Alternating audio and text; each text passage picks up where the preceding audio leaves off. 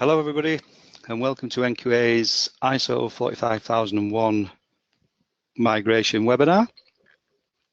I know the standard hasn't been published yet, but as some of you will be aware, we go through this every month or every couple of months just to keep people up to date with the requirements of the standard and give you an update on where the standard publication sits currently.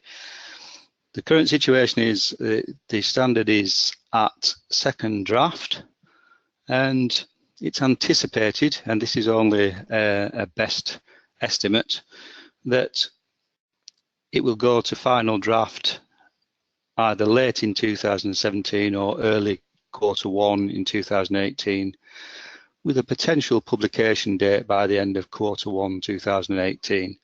None of that has been verified yet by ISO. So we'll just be, as I say, that's the best guesstimate that we can put on the timescales. It's not been defined as yet. So we're going to talk today about the migration of using an existing management system, OHSAS 18001, and the migration across to the revised and newly introduced potential 45001. My name is Terry Fisher. I'm the Principal Assessor here at NQA for Occupational Health and Safety Management Systems. Before we begin, if any of you have got any questions as we go,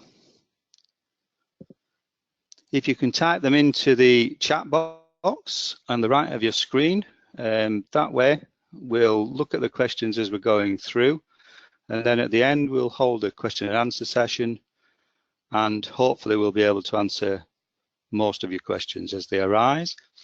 We'll obviously try and pick up themes from the questions, but unfortunately we can't answer direct questions relating to particular companies or a particular circumstance. We can't consult, and obviously we're not privy to all the information that we would need to make a judgment call, but we can clarify what the standard is looking to achieve and hopefully help you and support you in that way.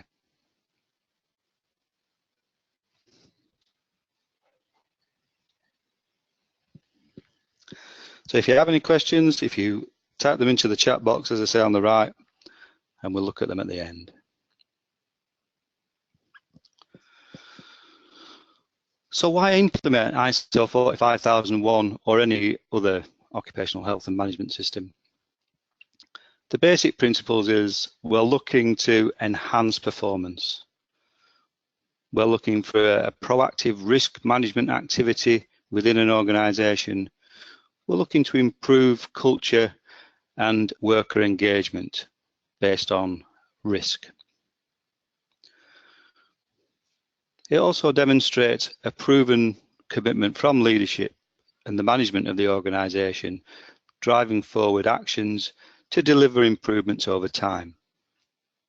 The main thing is it's about reducing risk for workers and engaging with those workers throughout the process, because although it's a management system, it can't be fully effective without worker engagement throughout.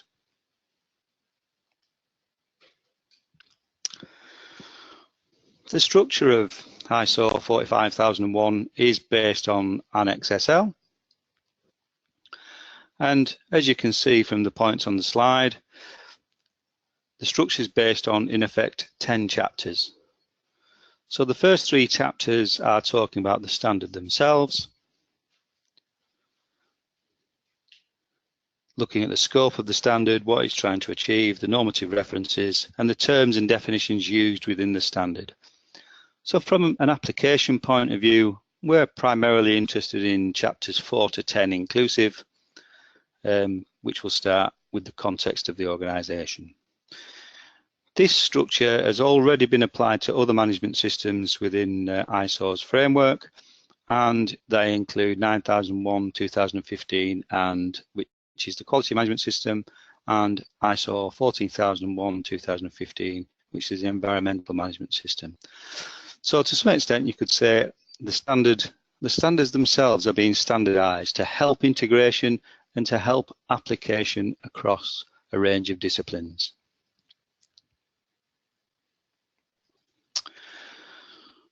The Occupational Health and Safety Management System process can be summarised at wanting to drive forward cultural change and improvement and enhance performance in occupational health and safety for workers. This is then built up by the structured approach around Annex SL, Section 4 being the context of the organisation. That can be summarised as the external and internal issues of the organisation, the activities and the purpose of the organisation all influence the context, and the context itself is one of the primary things that influences what a business does, why a business does it, who are the interested parties, etc. The interested parties can include workers, it could be regulators, legal requirements, and commercial considerations and the strategic direction of the business. In Section 5, we look at leadership, the strategy, the policy, the roles, responsibilities, and the participation and engagement with workers. That is a common theme throughout occupational health and safety management, is this engagement and communication with workers to fundamentally reduce the risk that they're exposed to through work activity. Section 6 looks at hazard identification, risks and opportunities, not just of the operations, but also to the people that could be exposed to risks and opportunities, the contractors, etc.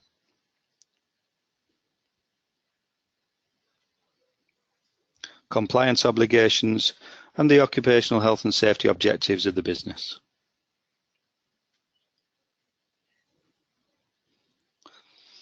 In Section 7, we'll look at resources, the competence, awareness and communication and documentation that's required within the management standard.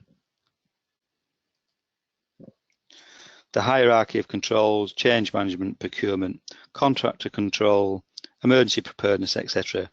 all comes in Section 7 and 8 of the standard. Section 9 and 10, the final two elements, looking at the evaluation and improvement. So we're looking at internal audit, the management review, incident and corrective action management, improvement objectives, and the improvement process that will be applied throughout.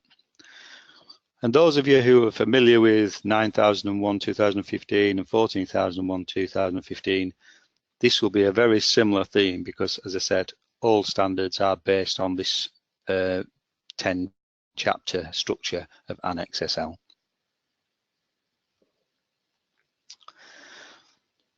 The starting point of the management system,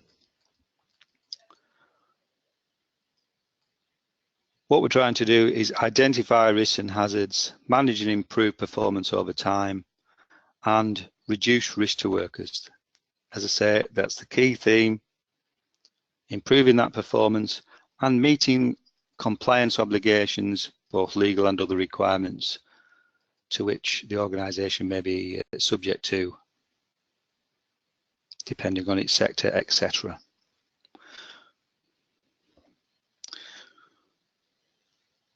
The context itself, based on, you need to understand the context, you need to understand the workers and the interested parties, and the leadership and management style and the strategic objectives of the business itself, all lend itself then to identify the scope of the management system. So it's defining the parameters of how it's going to be applied within your organisation. If you think about different contexts, a water company may be a public limited company, which would be very different potentially to a university, as it's an educational establishment. A food manufacturer, again, would be very different, could be a private limited company or a public limited company. Could be a family-owned engineering business. There's a whole range of scenarios that the management system is developed to apply to all of these in equal measure. There's no organisation that can't use the structure of the management system. It can't be too small, and potentially it can't be too big, although both scale in both size and resources can bring their own issues within the appropriateness of the organisation itself. So it's a matter of making it work for you, because each individual organisation is very different to another. You may do something very similar to another organisation, but I guarantee your organisation is unique to you, and it will have its own challenges and opportunities and threats and strengths that it can utilise and address and improve.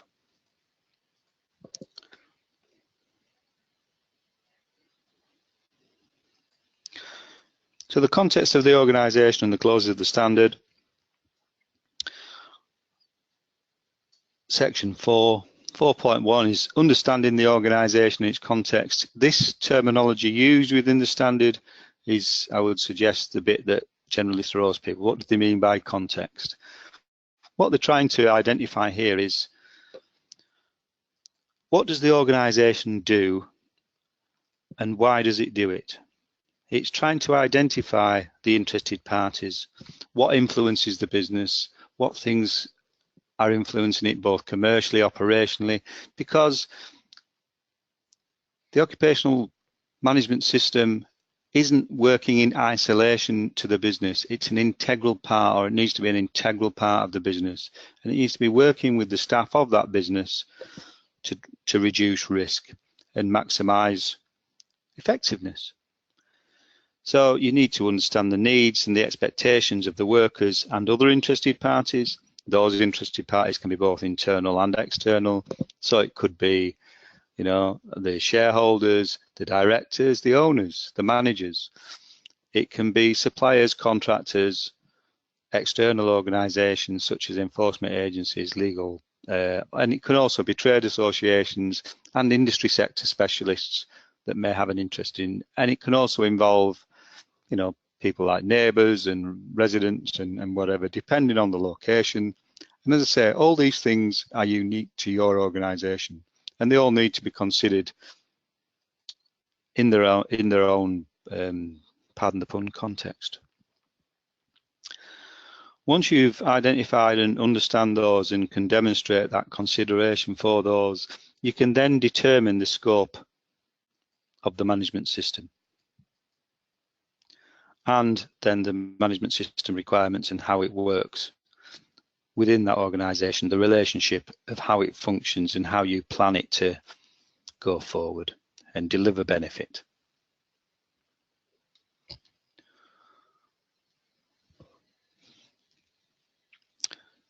There are many various different methods of looking at internal and external factors. It could be a Pestel analysis, looking at legal, political, economic, social, technology and environmental issues. All have an influence on what the business does and how the business operates. You can look at internal factors, the strategy of the organisation, the structure, the style, the staff, the skills, the systems, and the shared values and culture of an organisation all influence the approaches that are adapted for the management system.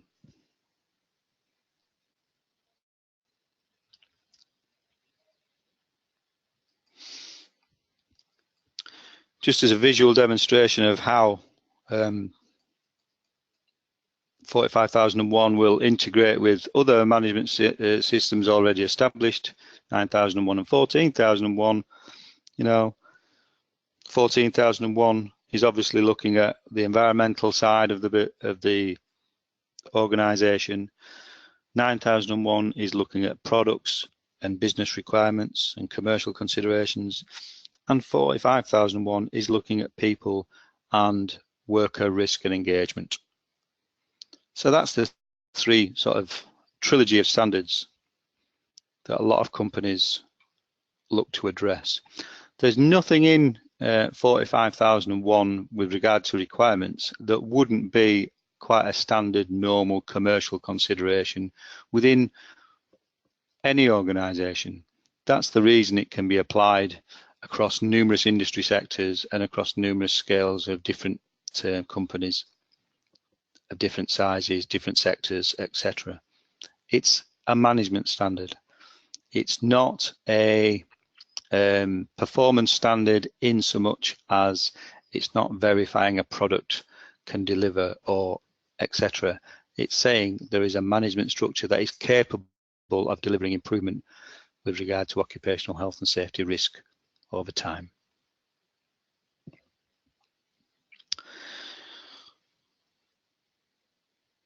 The scope of the management system looks at the boundaries and applicability of the management system within its scope, so that needs to be defined after the context and the workers and the interested parties have been considered, because unless you know the context and the workers, etc., and the interested parties, you can't really define how it's going to work.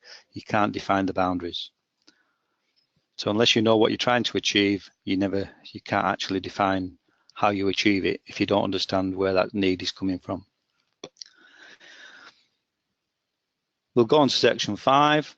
The emphasis in this standard, as it is with the revised other standards, is looking at leadership, not just management.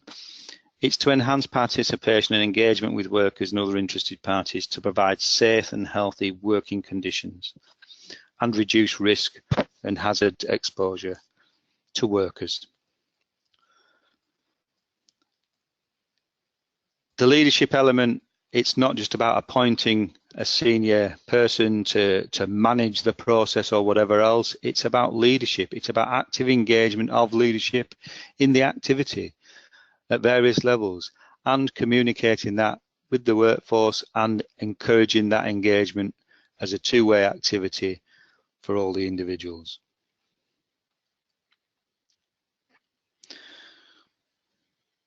It needs commitment, both in terms of time, resources, and an actual willingness to get better and want to improve. That's where the leadership will come in. And as a demonstration of that leadership, you need to define a policy, which is basically a letter of intent, what the business is trying to achieve and its overall goal in implementing the management system. Within the leadership, you will then have to look at responsibilities, roles, authorities, who can do what are they authorised to do, who can be held accountable for various things. So it's not about blame, it's about accountability, it's about understanding the needs and requirements of the organisation and meeting those needs to deliver that desired outcome from the process.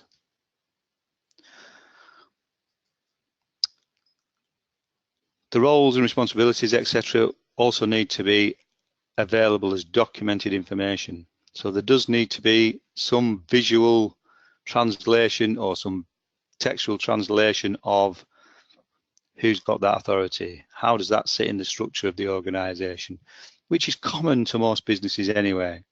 You know, in small businesses, they understand there may be job descriptions, etc., organisation charts for smaller organisations. All these things are acceptable documented information as required by the standard. When we talk about documented information, just to clarify that point, it doesn't need to be hard copy documents and printed off for the assessor to look at when we're reviewing a management standard. It can be documented information with on a laptop, on a screen, etc. Some of the strategy may not be documented. We can talk to senior leaders within the organisation and they can define the strategy, and there'll be supporting information there within the organisation to confirm that that's the direction they're going in. You know, it could be purchase orders. We want to develop this activity, and we've purchased some resources to do that, or we're delivering some training we've made about. So there's always supporting documented information and data within a company and organisation. I've never known there be any shortage of documented information generally. It's about making the documented information that you've got work and demonstrate the requirements of the standard. Consultation and participation, obviously it's a core element of this this standard. It looks at removing mechanisms and removal of barriers, looks at time and resource and commitment, information, communication and training, non-manager participation to identify hazards and controls, and establishment of various elements of the system, including the policy. So although we're saying it's a management system, it's not exclusively to be inputted and used by managers. It's about worker engagement and involvement throughout.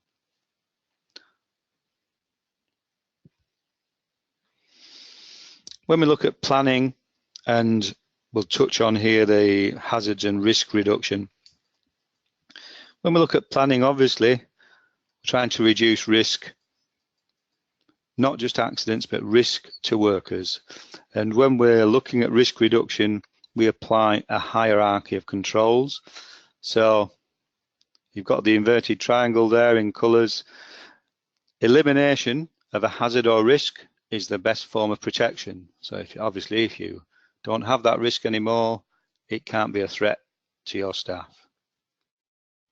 Substitution can include replace the hazard for a lesser known hazard or risk, or change the method of work. So substitution can include also activity controls, not just physical, I've changed one chemical for another.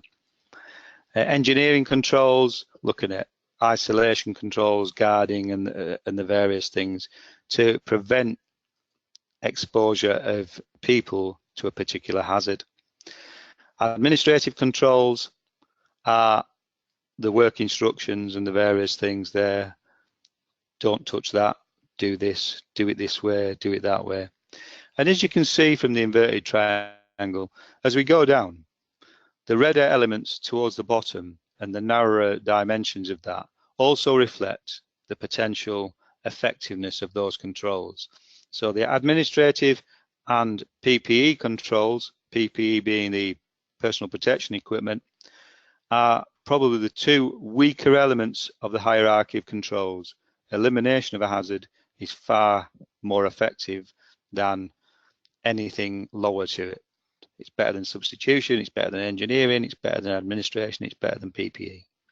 PPE is the last line of defense when it comes to hierarchy of controls, primarily because it only protects the individual, the hazard is still present, and because of that interaction between the person and the equipment, it may not be used properly, it can become uncomfortable over time, etc. And there's all sorts of issues with regard to PPE. So it's always the last line of defense.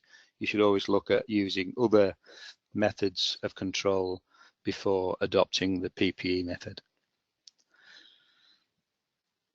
Planning is about defining actions required to successfully achieve a risk reduction and address opportunities, and to meet obligations and compliance issues whilst engaging with the workers. The most effective systems fundamentally engage with workers because at the end of the day, the worker probably knows best to some degree about how that job needs to be done.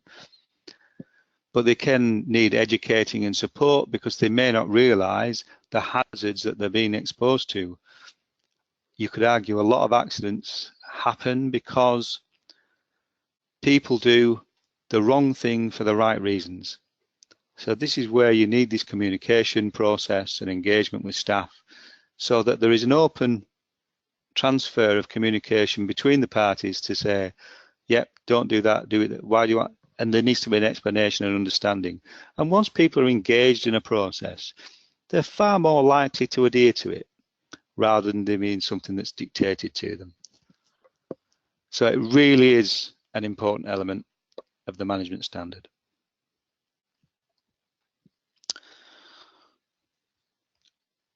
When we look at section 6, it's the actions to address the risks and opportunities. So, you know, it goes through the general requirements, it looks at hazard identification and risk assessment, looks determination of legal and other requirements, and planning to take action. So it's not just a matter of, you know, oh, well, we need to do something. Well, what are we going to do? How are we going to do it? what resources? Do we need any additional resources? Do we need training? Do we need resources in time? Do we need to change the working practice? There's a whole remit of things. And that assessment is the critical part of, if you don't assess the risk and you don't try and identify improvements, then it's never going to get any better. There's always going to be that risk exposure there. And that isn't in the spirit of the health and safety management system. We're looking for continual improvement over time and to get better, to reduce that risk. To that end, we may set objectives. And in this Annex SL format of the standard, it's not just setting objectives. Oh, I want to reduce accident rates by 50%. Well, it'll never happen unless you actually plan how you're going to achieve that. So in what areas are you going to concentrate on? Is it all areas? Is it some? Is it a particular high risk activity? Think about how that objective can be achieved, how it can be measured, who's going to be responsible for it, how are you going to implement it? Is it a single action? Is it multiple actions to achieve an objective? And these are all the things that the management system requires you to do when planning to achieve your objectives.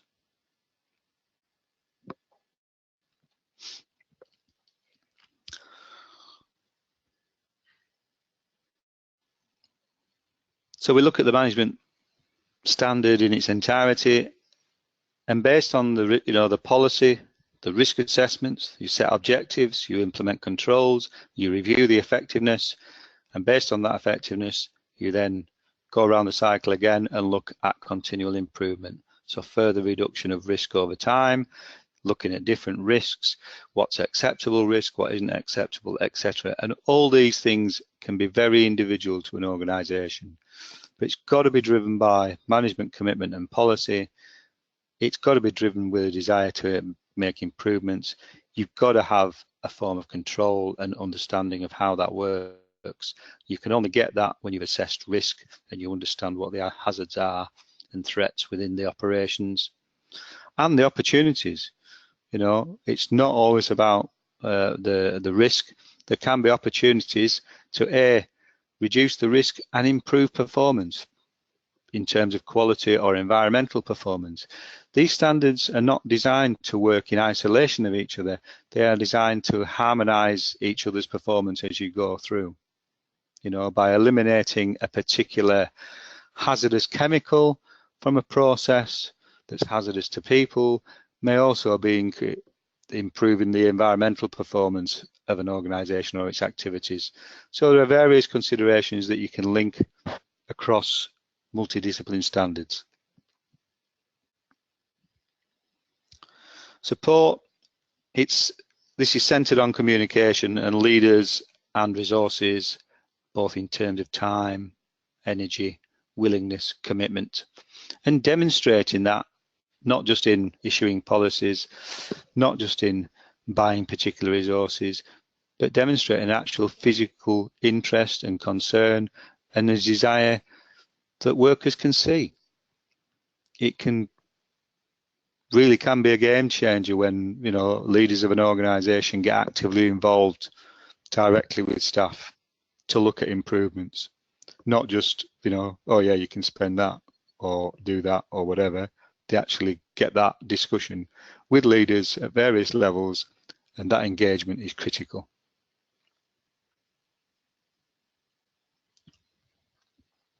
So resources, information, training, all equal support, and it's not limited to one of those. It can be a combination of all of them.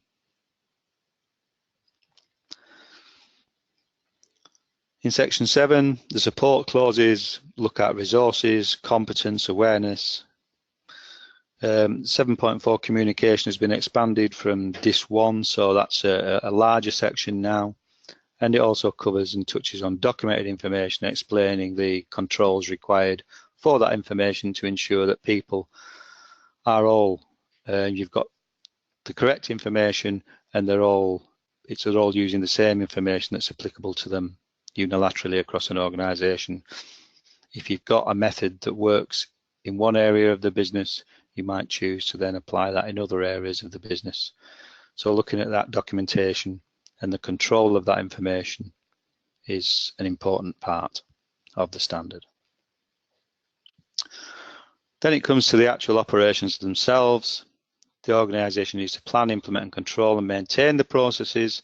So it's not just a matter of saying, well, there you go guys, there's all the resources, get on with it. It's looking at, okay, different skill sets, different people, maybe different languages, could be, there's a whole raft of things that can then come into the operation. As we know in day-to-day life, you know, it's never as straightforward as we think.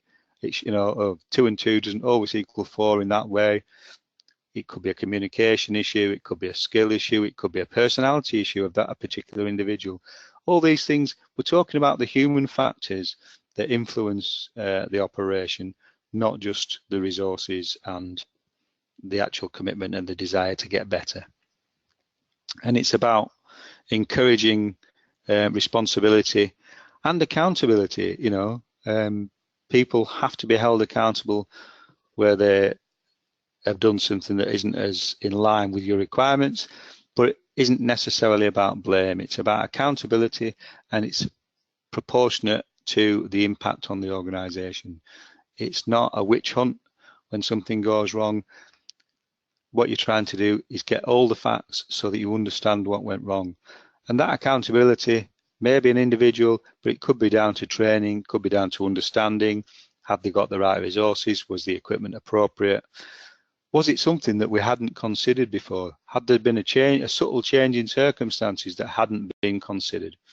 All these things, if you approach it with an open mind and an open engagement policy, then you'll get a lot more information from out of the investigation process.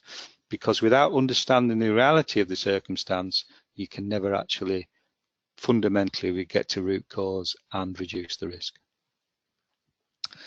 So it looks at operational control and planning, and obviously emergency preparedness. So although we don't want things to go wrong, there are both statutory and mandatory obligations there regarding emergency preparedness. You've got to consider what could go wrong, and have you got suitable resources, at least as an initial response to an emergency situation if it's reasonably foreseeable.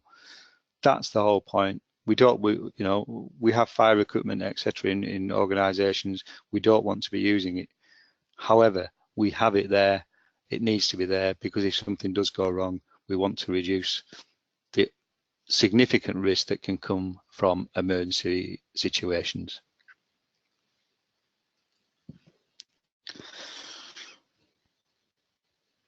Section 9 goes on to look at performance evaluation. This is the, looking at the data, the trends, the performance information, the number of incidents, number of accidents, the type of accidents, the root causes, were corrective actions effective, etc., etc.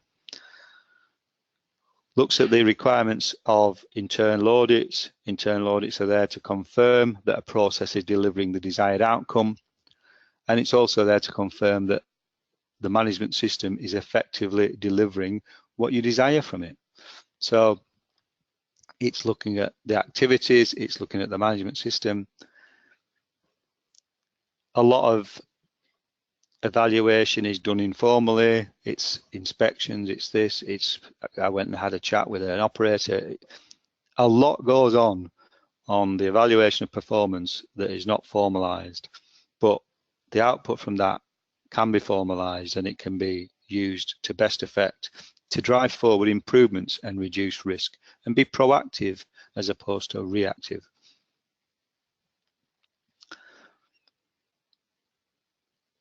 Within the performance evaluation also, there's obviously a management review, which, as the name suggests, is that strategic look at how the management system has performed over a period of time. It's not an operational review, it's looking at the management system and the base requirements of that management system, seeing how well it's performed. Is there anything that needs refining? Is there anything that needs changing? Is this policy still suitable based on the context and etc.? And the general performance of the activity.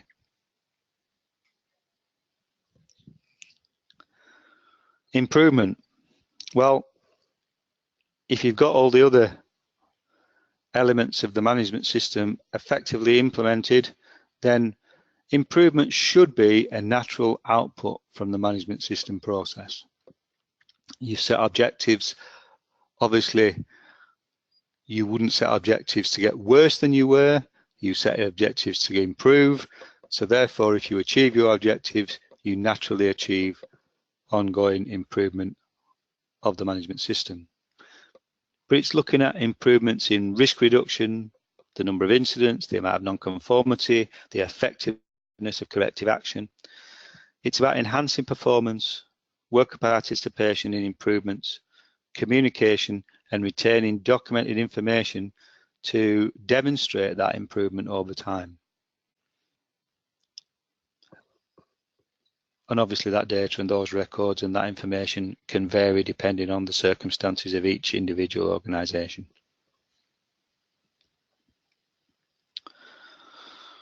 As common with all the management standards, it's based on a plan, do, check, act. So in this particular model, I've used leadership as the primary hub of the wheel after risk assessment and the various things that we showed earlier.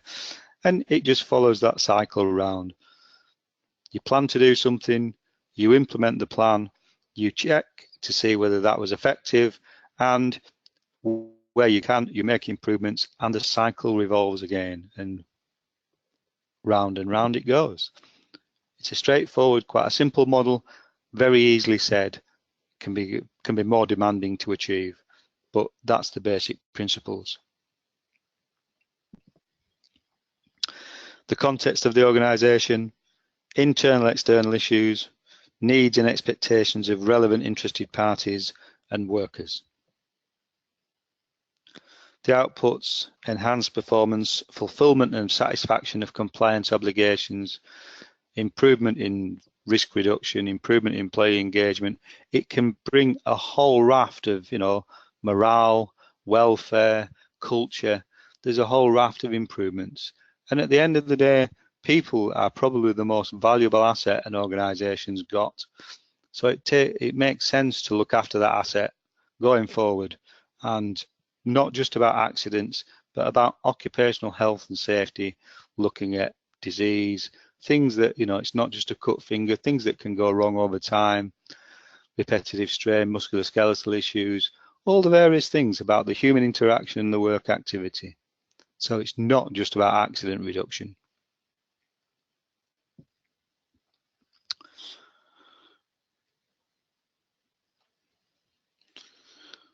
NQA have produced some supporting documents to help you. We've looked at the existing OHSAS 18001 standard, and we've put some guidance together with regard to the terminology used for ISO 45001. We can also be engaged by yourselves at a cost to come and do a corrective, a gap analysis at your organisation. So if you're interested in that type of review, and it's basically the heads up, say, well, where you're at now, looking at the requirements going forward, and giving you some support with regard and clarity as to what you can do and how you can best approach either the implementation or the transition of the management standard. If you require a management system to be introduced for occupational health and safety, 18001 is still a valid standard, and based on other upgrades and transitions, all previous ones have had a 3-year transition period. So, if you want to introduce one before 45001's been published, then by all means use the basis of 18001 as a very good foundation. Neither of the two standards contradict each other. The requirements of 45001 are slightly different, and obviously they are reflective of other management system standards, so they can be integrated over time better with existing management system standards such as 9 and 14. But if you need to look at a formal management system, and you can't afford the time to wait for 45,001, don't hesitate in introducing 18,001, because you're guaranteed to have, you know, based on historic information, you're almost guaranteed to have the 3-year transition following publication.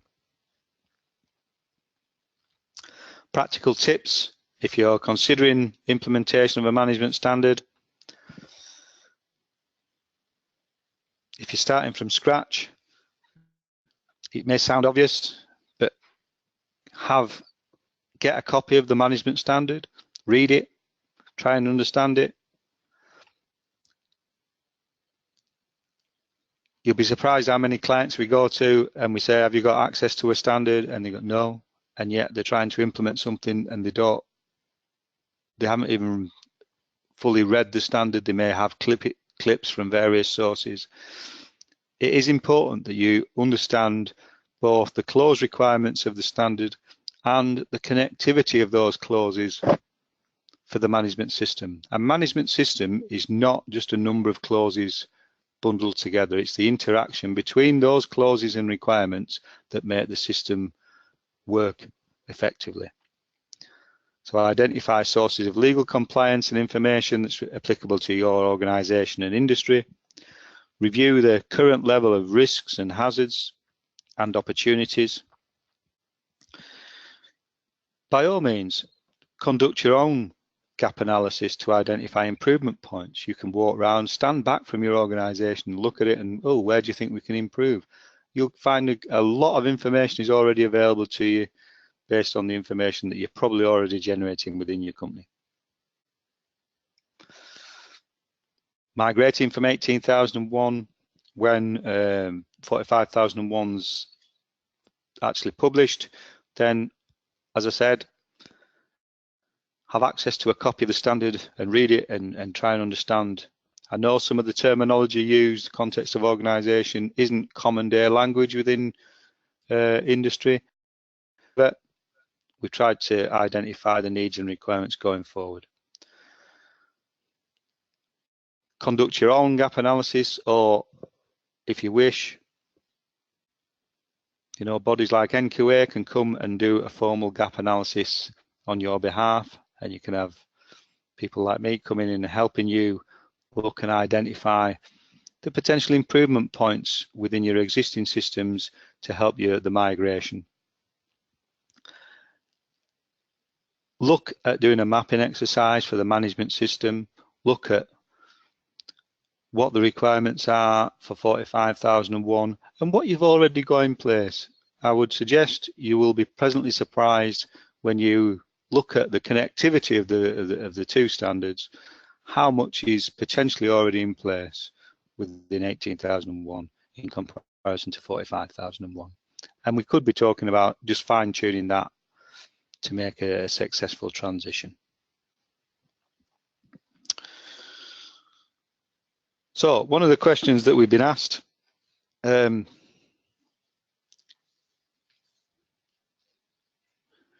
when will the slides be available after the presentation? The answer is yes, they will.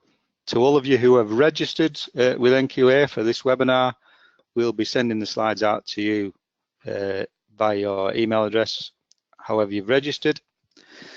You must remember, when you're looking at implementation of a management system, be prepared, but we can't offer migration to 45,001 until it is published.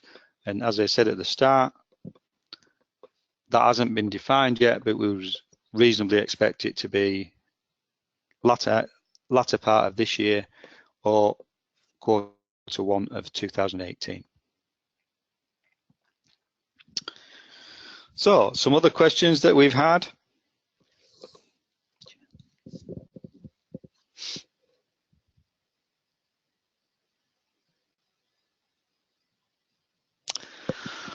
First question is, what is the cause of delay to proceed to final draft sooner?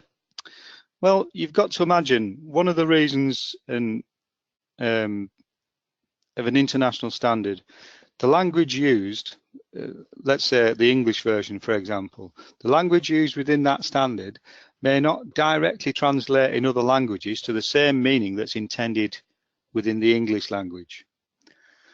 So wording, etc., can be quite critical because of this translation process within the various languages and the various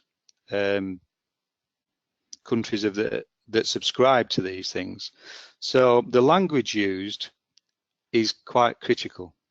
And that's why, to some extent, it uses language that may not be common within industry, such as context and various things like that. It's because it can't allow the dilution of that translation when it is translated into other languages. And it's a difficult process. If you've got 20 odd different languages and countries and cultures and requirements and various things, trying to steer the ship down the central road to achieve agreement over that can be quite a long and arduous process.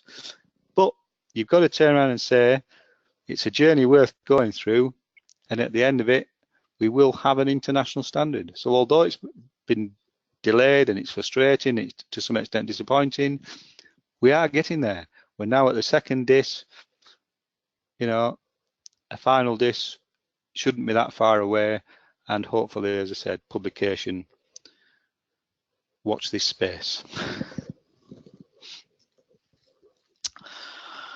The next question is, for interested parties and the workforce, how would behaviours affect boundaries and applicabilities? Well, it could be based on the culture of the organisation. You know, it may be that certain particular activities are not included in the scope of the management system. But I would suggest if they are significantly risky activities, they are in need of the management system more than anything else. So when we look at the interested parties, when you look at the boundaries, you've got to understand what the interested parties are and what the company and organisation choose to define the boundaries of the system so that it can achieve it. It's no good setting itself unachievable goals going forward. You know, an organisation may not be able to choose the statutory obligations that it's compliant to. So it's not going to be able to influence them overnight. Some larger organisations may have an influence. So it's about understanding that relationship between these requirements and looking at the scope. And it depends on the organisation, its structure, how many sites are involved, is it multi-site, is it single site, are there language barriers, are they all in the same country, are they all in the same culture, etc., etc. So that will influence how you define the scope, applicability, and you may decide, you know, for a multi-site organisation that's an international organisation in various countries, they may do individual requirements based on the geographical location and culture of the organisation's activities rather than having a global structure, for example. So that hopefully answers the question on interested parties and workforce and how would the behaviours affect the boundaries and applicabilities of the standard. What is the main difference between ISO 18001 and ISO 45001 besides leadership? There are a lot of common elements. You know, to some extent, you could argue that, you know, they both are trying to achieve the same ultimate goal.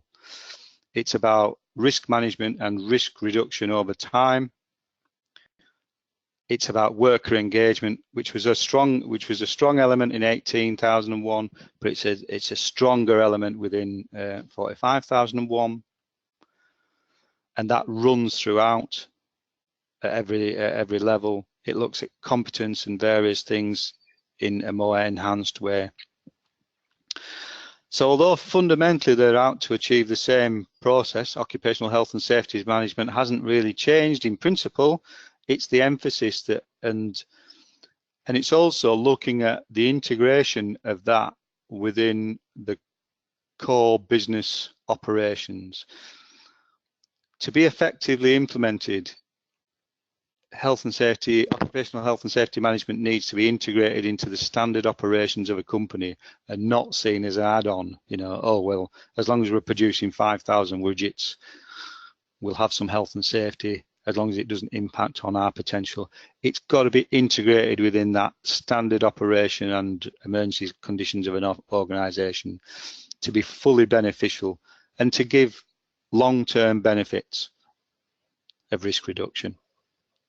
And that's where 45,001, I would suggest, is slightly stronger emphasised and potentially easier to integrate to existing management systems than 18.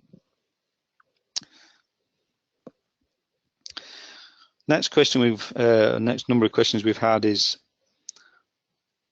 are any significant changes expected on the FDIS? I can't answer that in all fairness. I would be purely hazarding a guess. It's unlikely that it's going to be significantly changed, but I can't say it won't be, because at the end of the day, it's not my job role to define what the FDIS is going to look like, but there may be some refinement. The next question is talking about integration, and if we integrate 9,000, 14,000 and 45,000, would this reduce the time allocated to third-party audits? Yes, certainly within UCAS approved certification bodies, there is a time reduction allocated or can be applied to the assessment time of multi-standard integrated management systems. And that depends on employee numbers involved, number of sites, etc., etc. So there is some reduction in, because there is quite a bit of commonality, you know, depending on what level of integration, etc., etc. So yes, it's a bit of a sliding scale, but yes, there can be some reduction in third-party audit time, and that by definition may save you some money, because obviously if you're not paying for an assessor to be there as long, then it isn't as costly.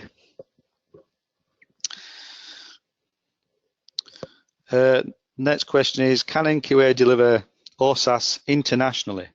Well, yes, we can throughout the globe potentially. We have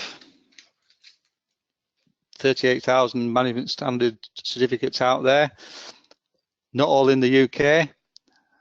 So yes, we can apply and verify and register companies internationally against the requirements of either 18,001 or 45,001 when it becomes available.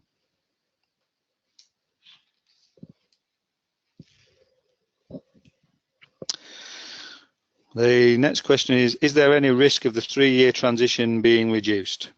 Well, based on historic, I mean, I can't guarantee there'll be a 3-year transition, but based on historic and, you know, relatively recent transitions, they didn't reduce it for 9001 when it went from the 2008 to the 2015 version, and they didn't reduce it for the 14,001 when it went from the 2004 to the 2015 version.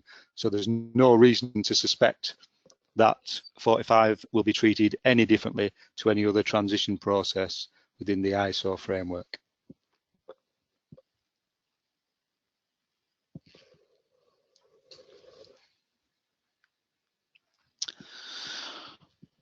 The last question, when is the deadline of OHSAS 18,001? Well, there isn't a deadline basically, because currently until 45,001 has been published, there isn't a deadline. It's still a live international standard. It's just not an ISO standard.